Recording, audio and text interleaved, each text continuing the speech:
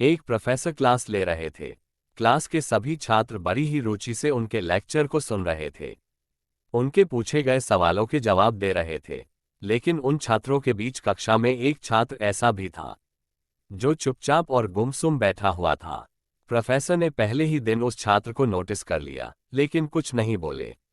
लेकिन जब 4-5 दिन तक ऐसा ही चला, तो उन्होंने उस छात्र को क्लास के बाद अपने केबिन में बुलवाया और पूछा, तुम हर समय उदास रहते हो, क्लास में अकेले और चुपचाप बैठे रहते हो, क्या बात है, कुछ परेशानी है क्या? सर, वो छात्र कुछ हिचकिचाते हुए बोला, मेरे अतीत में कुछ ऐसा हुआ है जिसकी वजह से मैं परेशान रहता हूं।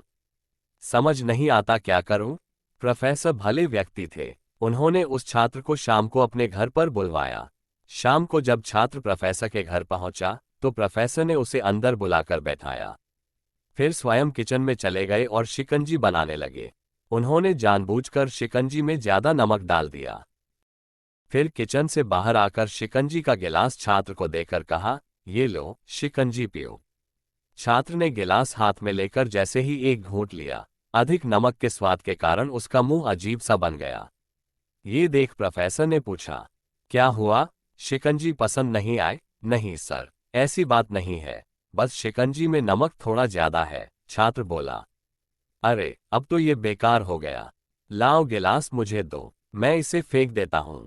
प्रोफेसर ने छात्र से गिलास लेने के लिए अपना हाथ बढ़ाया, लेकिन छात्र ने मना करते हुए कहा, नहीं सर, बस नमक ही तो ज्यादा है, थोड़ी चीनी और मिलाएंगे तो स्वाद ठीक हो जाएगा।